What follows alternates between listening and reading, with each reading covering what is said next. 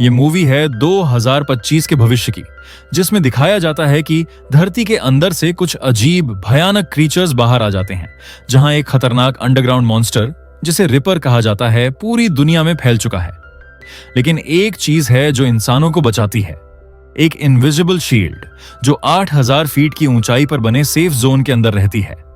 वहां जो भी रहता है वो सुरक्षित रहता है, लेकिन समस्या ये है कि वहां से बाहर निकलना मुमकिन नहीं, क्योंकि बाहर मॉन्स्टर्स का आतंक है। कहानी का मुख्य किरदार विल है, जिसका बेटा हंटर गंभीर बीमारी से जूझ रहा है। हंटर की जान बचाने के लिए विल को सेफ जोन के बाहर जाकर एक जरूरी मेडिकल फिल्टर ढूंढना पड़ता है। शुरू में वो अपनी गर्लफ्रेंड केटी से ये बात छुपाना चाहता है, लेकिन केटी उसे पकड़ लेती है और इंसिस्ट करती है कि वो उसके साथ जाए। फिर विल, केटी और उनकी दोस्त नीना मिलकर एक खतरनाक मिशन पर निकलते हैं। नीना अपने मैग्नेटिक ट्रैकर से आसपास के इलाके में मॉन्स्टर्स की मौजूदगी जांचती है। जैसे ही वे सेफ जोन के बाहर निकलते हैं, उन्हें पता चलता है कि रिपर उनके बहुत करीब है। इंसान मॉन्स्टर से तेज नहीं दौड़ सकते, इसलिए उनका प्लान होता है कि वे जल्दी से केबल कार चालू करें और उससे बच निकलें। केटी और नीना मॉन्स्टर्स का सामना करते हुए विल को केबल कार चालू करने का मौका देती है, लेकिन रिपर उन्हें देख चुका होता है और हमला करने आता है। विल फुर्ती से बैटरी बदलता है और केबल कार चालू कर देता है। वह और नीना केबल कार में बैठ जाते हैं और रिपर से लड़ाई शुरू करते हैं। केटी भी केबल कार पर चढ़ रही होती है और बाकी लोग उसकी मदद करते हुए मॉन्स्टर पर अटैक करते हैं। लेकिन जैसे ही केटी चढ़ने लगती है, रिपर एक बड़ा छलांग लगाकर उसे पकड़ने की कोशिश करता है। कहानी में अब एक बेहद खतरनाक सीन आता है। केबल कार का एक रस्सा टूट जाता है, जिससे केटी और नीना लगभग गिर जाती हैं। केटी के लिए सबसे बड़ी चुनौती यह थी कि उसे केबल कार पर कूदना था, वरना उसकी मौत तय थी। दूरी काफी ज्यादा थी और उसे डर भी लग रहा था, लेकिन आखिरकार उसने हिम्मत जुटाकर कूद लगाई और केबल कार पकड़ ली।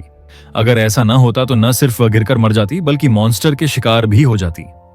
इसी बीच नीना की AK-47 की गोली खत्म हो चुकी थी और रिपर मॉन्स्टर तेजी से उनके करीब आ रहा था। अब उनकी एकमात्र उम्मीद बचना था और जल्दी से सेफ जोन के अंदर पहुंचना था।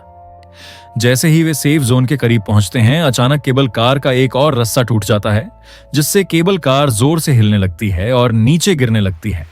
चूंकि ऊंचाई ज्यादा नहीं थी, वे सभी सुरक्षित नीचे गिर जाते हैं, लेकिन मॉन्स्टर उनके पीछे आ चुका था। आखिरी मौके पर वे सेफ जोन के अंदर पहुंच जाते हैं और मॉन्स्टर अंदर नहीं आ पाता। फिर वह वहां से चला जाता है।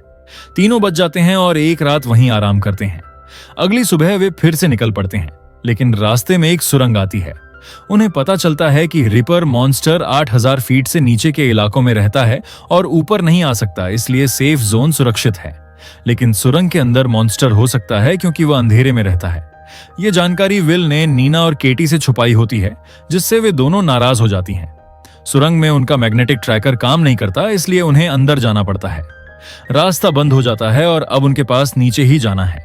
अंदर से आवाजें आती हैं। विल उन्हें जल्दी से लाइट छिपाने को कहता है। वे दौड़ते हुए मॉन्स्टर से लड़ते हैं, लेकिन रिपर की त्वचा इतनी मजबूत है कि गोली उसे नहीं रोक पाती।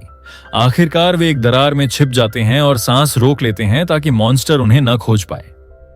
विल सिग्नल स्टिक से मॉन्स्टर का ध्यान भटकाता है और वे दूसरी तरफ के बाहर निकलने का रास्ता पकड़ लेते हैं।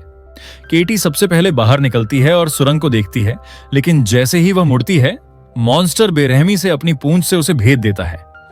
विल बाहर निकलता है और केटी को बचाने की कोशिश करता है, लेकिन वह केवल देख सकता है कि मॉन्स्टर उसे पकड़ लेता है।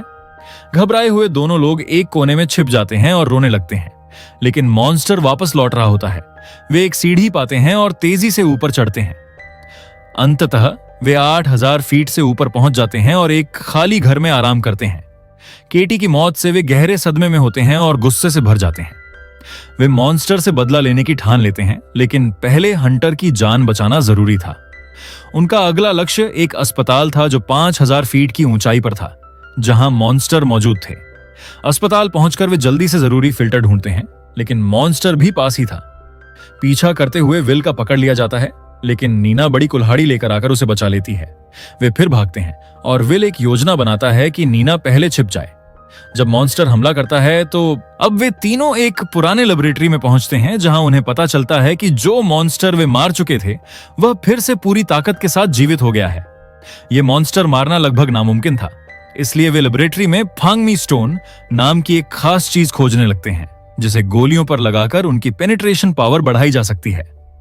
नीना एक गोली चलाती है, लेकिन मॉन्स्टर की कठोर त्वचा पर बस गड्ढा पड़ता है, यानी असर उतना अच्छा नहीं था।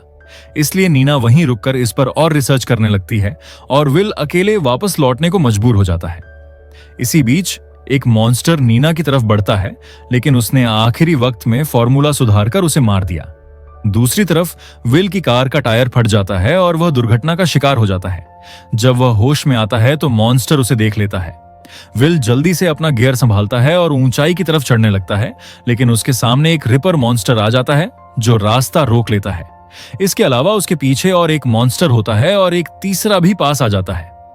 विल घबराकर उन पर हमला करता है, लेकिन सारी गोलियां खत्म हो चुकी थीं और वह निराश हो जाता है।